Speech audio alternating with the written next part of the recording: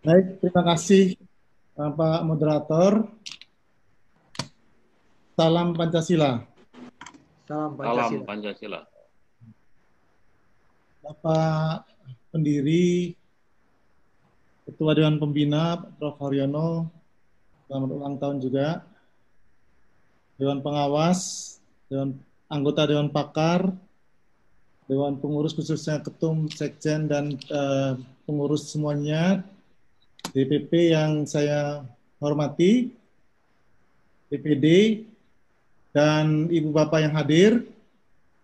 Perkenankan saya menyampaikan refleksi pada hari ini.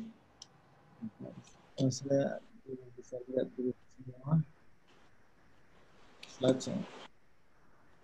Saya khusus menyoroti mengenai bagaimana implementasi sila pertama dan sila kelima, serta keberdikarian di bidang ekonomi. Ya. Ibu Bapak, mengenai sila pertama, kita tahu ketuhanan Yang Maha Esa itu memberi tempat kebebasan beragama.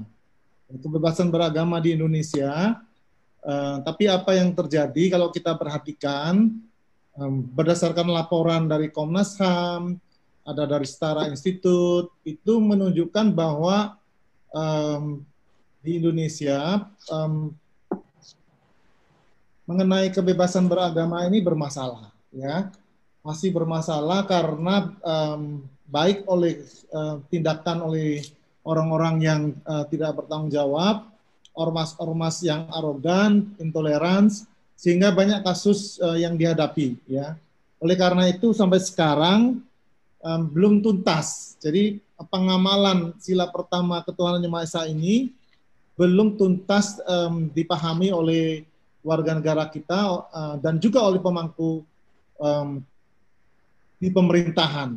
Ada masalah, yaitu kita juga ada selama ini diatur dengan peraturan bersama Menteri Agama dan Menteri Dalam Negeri dalam rangka pendirian rumah ibadah, itu juga menjadi masalah karena biasanya lebih menguntungkan pihak mayoritas dan di suatu tempat sehingga yang minoritas tidak dapat menjalankan ibadahnya. Di samping kita tahu bahwa sampai sekarang Kementerian Agama baru melayani 6 agama. Ya. Ini juga problem dalam bagaimana kita menjalankan Pancasila sila pertama di dalam negara kita. Baik, saya teruskan ke berikutnya. Ini adalah menggambarkan bahwa di Indonesia mengenai ketimpangan, ya, ketimpangan itu diukur dari Gini rasio. Di Indonesia ini kita masih mengalami ketimpangan yang cukup lumayan tinggi dari berbagai daerah. Misalnya saya contoh di Yogyakarta, Jawa Barat, itu Gini rasionya 0,436, di Yogyakarta, Jawa Barat 0,412, Sulawesi Barat 0,436, Sulawesi Tenggara 0,4, dan Sulawesi Tenggara Barat, Nusa Tenggara Barat 0,403. Nah, ini kesenjangan yang cukup tinggi. Tapi ada Kepulauan Bangka Belitung itu 0,276. Ya, bahkan di pedesaannya 0,22. Ini standarnya udah sama dengan negara-negara Skandinavia. Ini luar biasa ya di dalam pemerataan bagaimana agar gotong royong itu bisa terjadi. Jadi bisa dijadikan contoh. Ada hanya 2 provinsi di Indonesia ini yang lebih merata, ya, yaitu Pulau Bangka Belitung, kemudian berikutnya Kalimantan Utara. Sedangkan yang lainnya masih di bawah, artinya di atas 0,3 sampai 0,4. Ini mengenai kesenjangan, ya, keadilan sosial belum berjalan optimal. Kemudian juga mengenai garis kemiskinan, kita melihat ini suatu fenomena yang perlu kita amati. Tadi kan saya bicara mengenai Kepulauan Bangka Belitung itu Gini rasionya rendah. Nah, apa yang terjadi kalau kita lihat garis kemiskinannya, Kepulauan Bangka Belitung itu menjadi paling tinggi di Indonesia. Garis kemiskinan per kapita per bulan itu 710.634. Di pedesaan bahkan lebih tinggi lagi, 732.570. Ini luar biasa karena Indonesia ya, itu 470 71.822. Jadi masih ada 12 provinsi yang di bawah rata-rata, artinya rata-rata nasional. Jadi perlu dipelajari bagaimana implementasi gotong royongan dan sistem ekonomi yang berlaku di sana.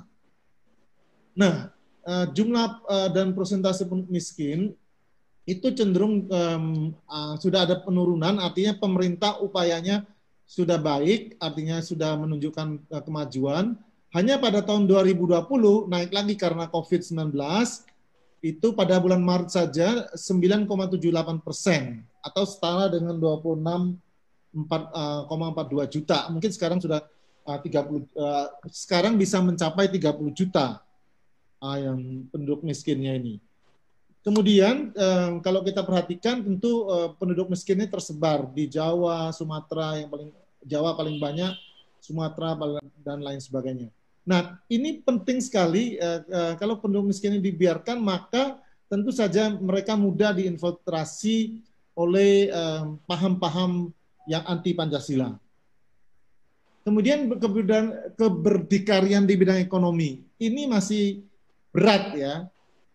Perlu saya sampaikan pendapatan negara itu diharapkan 1.743,6 triliun pada tahun 2021, tahun 2020 1.700 triliun. Tapi ini tidak tercapai. Dan kalau kita perhatikan belanja negara kita ini pada tahun 2001 itu berjumlah sekian. Kemudian apa yang terjadi? Kita membiayai dengan utang, ya. Utangnya sebesar defisitnya pada tahun 2000 akibat COVID sudah mencapai perlu utang 1.000 triliun. Demikian juga pada tahun 2021 diperkirakan 1.000 triliunan. Kemudian ini dilihat pada tahun 2021 itu kita akan berutang 1.107 triliun. Jadi masih jauh dari harapan Bung Karno mengenai kemandirian di bidang ekonomi. Jadi kita masih hidup dari hutang, ya. Kemudian besarnya hutang kita sudah mencapai 5.264 triliun sekarang ini. 5.241 triliun. Kapan kita bisa melunasinya? Saya tidak tahu apakah sampai anak cucu-cucu kita, apakah kita bisa melunasi hutang sebesar 5.264 triliun, belum termasuk utang tahun 2021 yang tambah 1.000 triliun lagi. Ini sudah hampir mendekati 40% dari totalnya, hampir mendekati 40% dari PDB kita, ya, GDP kita. Ini juga sudah agak mengkhawatirkan. Nah, penerimaan pajak hanya tercapai 85,65%. Targetnya 1.000 triliun. Artinya kalau 85,65%, penerimaan pajak hanya mencapai 800-an triliun, yang berarti hutangnya juga akan membengkak untuk tahun 2020 ini.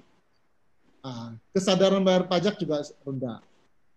Nah, kemudian bagaimana kondisi ekspor impor Indonesia? Defisit pada tahun 2019 saja, artinya ekspor dikurangi impor kita defisit Ketua, mohon waktu tinggal 2 menit Pak Ketua. Baik, cukup. 4,2,6 triliun ini, ternyata kita tuh net import buah-buahan saja 16,3 triliun. Import gula itu setara 4 juta ton, setara 36,1 triliun. Import beras masih 2,6 triliun, sayur-sayuran 10,8 triliun. Nah, kalau kita ini betul-betul menghayati nilai-nilai Pancasila, mestinya kan kita bisa ngerem. Kita bisa tidak mengimpor buah-buahan, kita tidak bisa impor gula sekian banyak, sehingga kita tidak mengalami defisit. Tahun 2020 akibat COVID, itu semua mengalami penurunan ekonomi kita, hanya 3 sektor saja yang plus, pertanian, Infocom, dan perdagangan air. Yang lainnya mengalami penurunan yang luar biasa, minus semua. Ya. Ini mengenai SDM kita.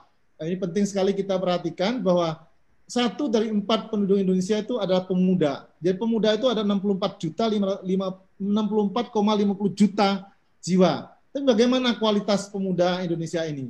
Nah, sayangnya hanya 10,36% yang tamat perguruan tinggi. Jadi memang memperhatikan.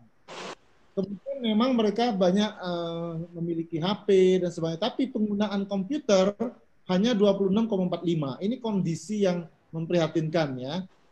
Nah, baik sebagai penutup, bagaimana solusinya? Solusinya adalah untuk masalah-masalah mengenai pelanggaran hak asasi manusia berkaitan dengan kebebasan beribadah, Presiden Joko Widodo, Jokowi berjanji pemerintah akan menyelesaikan kasus-kasus pelanggaran hak asasi manusia, khususnya terkait dengan pelanggaran kebebasan beribadah. Nah, ini kita kawal janji Presiden, dan tentu saya juga merekomendasikan agar PBM nomor 8 nomor 9 itu direvisi ya dalam bentuk undang-undang atau minimum dalam bentuk perpres. Jadi kemudian solusi yang mengenai ketimpangan dan sebagainya, perlu ada pemerataan pembangunan, mengurangi kesenjangan, beralih dari paradigma ekonomi neoliberal ke sosialisme ekonomi Pancasila. Perkuat peran UMKM, pemberdayaan, pelibatan, perlindungan, dan juga sektor pariwisata. Perkuat sektor pertanian, kurangi impor bahan pangan, gula, buah-buahan, sayur-sayuran seperti bawang putih yang kita impor 100%. Perkuat industri farmasi karena 95% bahan bakunya kita masih impor.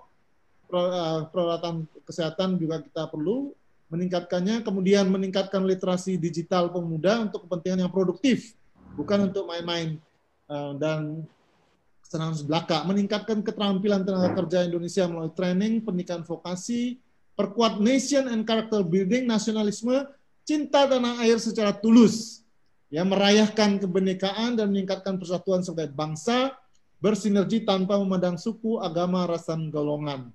Meningkatkan partisipasi rakyat di dalam membayar pajak, ini juga penting sekali. Demikian Pak Moderator, terima kasih atas kesabarannya. Lebih kurang mohon maaf. Salam Pancasila.